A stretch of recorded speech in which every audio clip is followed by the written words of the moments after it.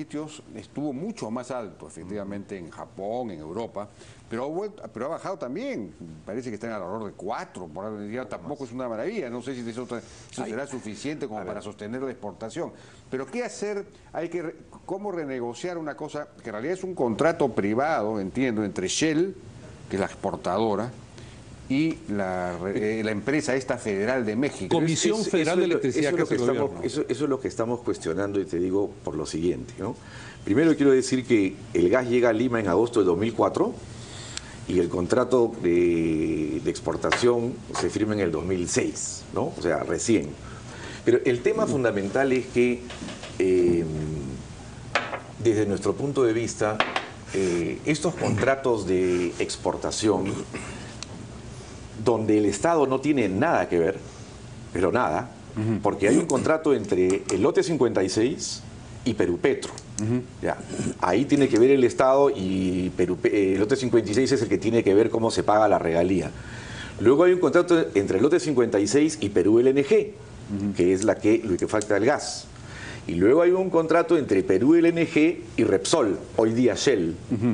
Y Shell o Repsol es el único off-taker, es el único que puede vender el gas, tanto afuera, porque ahora parece que se va a comenzar a vender una parte adentro, que está demorando ya demasiado. Entonces, Repsol viene y hace ese contrato en el 2007 por 18 años, etcétera. El método de fijar ya el precio tiene una valorización que le dicen la tablita, donde nos están pagando un séptimo de aquello que es el precio del gas. Hay un netback ahí, o sea, un precio que se descuentan todos los costos. Pero el hecho es que una vez que esto se comienza a dar, en el 2010 comienzan los embarques ya con los precios bajos, aquí hay algo que nosotros no podemos pasar, pues, o sea, ha habido en Perupetro una investigación que determinó que se estaba reexportando el gas. Claro. Y tuvimos que ir a un litigio, incluso eso merecía una cláusula en la cual se podía rescindir el contrato.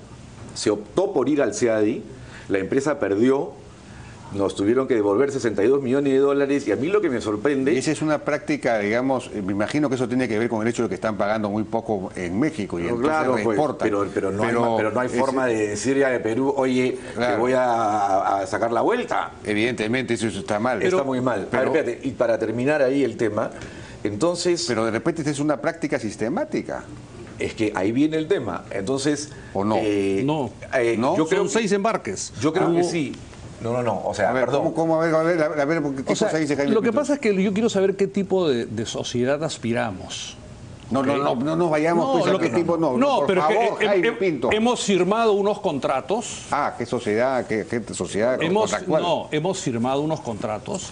Ha habido efectivamente unos embarcos que se detectó que se exportaron. No sé si son 6, y esos hubo un arbitraje, y ese arbitraje terminó fallándose a favor del Estado peruano. Eso ya lo hemos dicho, o sea, vamos a seguir alrededor de ese tema. Yo creo que lo importante es qué cosas se puede hacer para entonces, ¿qué hacemos de ahora en adelante? Yo lo que creo es que con un nuevo gobierno... Que se debió haber en ese momento, en el 2015, cuando se descubrió esto y cuando falló el CADI, se debió haber incluido una cláusula dentro del contrato para que no se vuelva a repetir esto que está sucediendo, esto que había sucedido, que habían reportado. Por eso, pero este gobierno... pero ¿qué sucede? Pues es que estamos saltándonos la realidad. Pero este gobierno no tiene ninguna autoridad. Pues. Shell, y acá tengo yo el reporte desde Manzanillo, en México.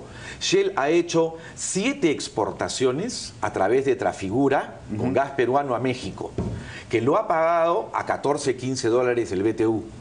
Y tengo entendido que le ha pagado al gobierno, pero no la diferencia. Sí, es que Shell, no puedes tener entendido, ¿sabes por qué? Porque tiene que haber un informe, no es entre 4 paredes en el ministerio, entre la gente que esté en el ministerio con los contratistas, tiene que haber un informe que me diga cuál fue el precio, a dónde negoció Shell, cuál es esto, porque a partir de ahí tenemos la regalía, y porque es un gas del Perú, no es un gas de Shell.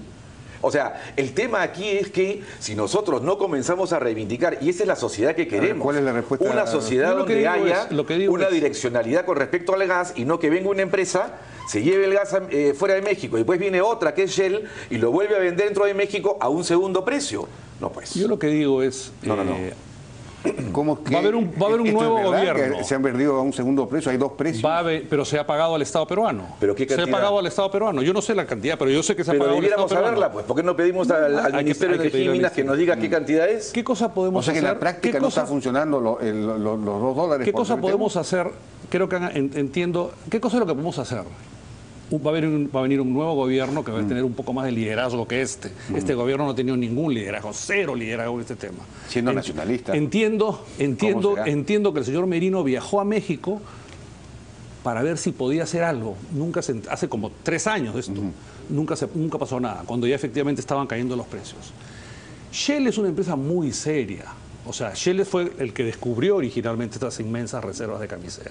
Y de alguna manera está retornando al Perú. Yo creo que Shell quiere hacer las cosas de una manera correcta y transparente. ¿Qué cosa puede hacer el próximo gobierno? Bueno, convocar a las partes, decirle a Shell, básicamente, y decirle, señores, hay que buscar un mecanismo, incorporar los contratos, hacer las modificaciones de los contratos para que ustedes puedan vender mejor el Henry Hub, el gas peruano, y nosotros podemos recibir una regalía mucho más significativa, que es a los que todos aspiramos. Pero ¿y cómo puede hacerlo eso Shell? Shell, siendo una empresa transnacional de alcance global, tiene otras operaciones. Entiendo que tiene operaciones en Estados Unidos. Podría comprar a Henry Hub en Estados Unidos, ese gas vendérselo a la Comisión Federal de Electricidad dentro de esta lógica más global y liberar el contrato que tenemos nosotros, y ese gas puede destinarse para el mercado local. Eso es un poco o para exportar, no sé, para exportar a Chile, a otros, o a Japón, o para exportar a otros mercados. El tema del gas, el transporte del gas, incide mucho en el costo. Porque al final el señor Capodónico se refiere al netback. El netback quiere decir, yo vendo el precio y descuento 3 cosas básicamente. Descuento el servicio de transporte por barco, descuento el servicio de maquila que presta Perú LNG para convertirlo de gas en líquido, y descuento el transporte TGP. Y de eso al final queda un porcentaje, y eso es lo que se le aplica a la regalía. Ese es el netback. Esa es la lógica del contrato. Esa es la lógica del contrato. Todos, yo creo que el sector privado y el Estado están alineados en el sentido de querer buscar un mejor precio. Juntar a las partes, ¿te refieres a Shell con los mexicanos? No. ¿A quién? Yo creo que Shell, esta es una idea mía, yo no soy representando a Shell acá, podría el gobierno peruano, ejerciendo un poco de autoridad y con alguien que tenga experiencia en estos procesos de negociación, porque todas estas son ideas muy bonitas. De acuerdo, pero decirle, Shell, compre usted gas en Estados Unidos a Henry Hub y déselo a la Comisión Federal de Electricidad como cumpliendo este contrato y libere. Sí, pues el gas es fungible. Exactamente, y libere el gas peruano. Y el gobierno le dice, bueno... Es una jugada muy sencilla. A ver. Todo esto es muy sencillo. Lo que pasa es que si tú lo quieres politizar y decir esto es un escándalo, yo quisiera rendir homenaje a Jaime Quijandría que hizo los contratos. De acuerdo, tenemos tiempo para el homenaje. Yo lo que quiero precisar es que el mecanismo de renegociación puede ser muy parecido al que ha dicho el señor Pinto. Aquí nadie va a plantear una renegociación a la fuerza, porque no es posible dentro de los contratos ley que están blindados por la Constitución, y cualquier tipo de de acto unilateral propiciaría un gran problema. Pero el tema es el siguiente, y no hemos hablado de muchas cosas más que pensé que podíamos hablar. Un poco, hay 3 presos, o sea, el tema es que el Perú no puede dejar que una empresa internacional, por más bondadosa que sea, como dice el señor Pinto, pero no lo es tanto porque Shell tiene varias arrugas y varios problemas en África y en varios sitios, que ellos sean los que negocien el gas por nosotros. Ahí esa renegociación tenemos que sentar a Shell, al consorcio Camisea, y decirle, el Perú tiene que participar en esa negociación. Eso es lo que yo he propuesto. Pero participar y estar dentro del contrato, no como ahora que no está. Y estar dentro del contrato y negociar, no un precio híbrido intermedio como parece que se quisiera estar fijando, sino verdaderamente un nuevo destino.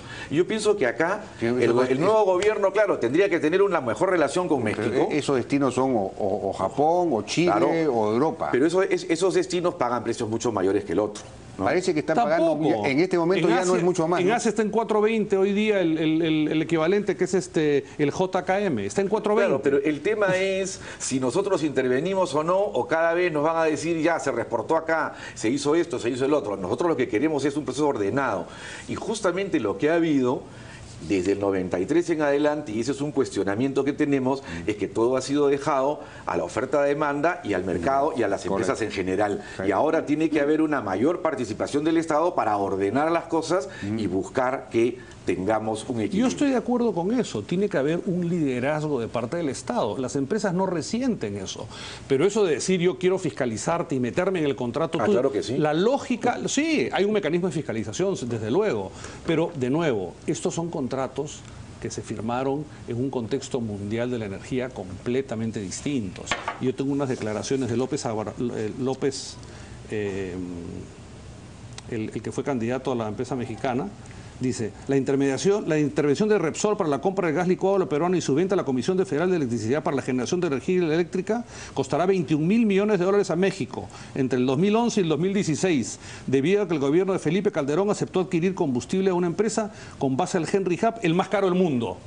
Bueno, publicado en abril de 2008. El Henry Hub era en ese entonces el más caro del mundo. Entonces, por eso, las condiciones han cambiado. No era el más caro del mundo, dice López Obrador. Dice López Obrador, pero él no sabe mucho de petróleo tampoco, ¿no? Seguramente, o sea que... pero era candidato. Pero lo que yo digo es, queremos un país que respete los contratos. Las condiciones mundiales han cambiado, hay que convocar a las partes, sentarse en un proceso con un liderazgo. Creo que uno de los candidatos ha dicho que ya tiene estudios de abogados, que van a trabajar pro bono. O sea, yo creo que ni siquiera necesitamos estudios de abogados del extranjero. Acá se sienta, se convoca. Lo que se necesita es alguien que tenga las ideas claras. Alguien que tenga capacidad de negociación. Yo como participante en política, para el bien del Perú, pienso que el plan que estamos desarrollando en el Frente Amplio con Verónica Mendoza nos va a llevar a ese tipo de negociaciones. Yo no vengo a hacer ninguna propaganda, ningún candidato. Bueno, aquí hay un desbalance. Bueno, muchísimas gracias a Humberto Campodónico y Jaime Pinto. Creo que hemos podido entender un poco mejor el problema y la solución.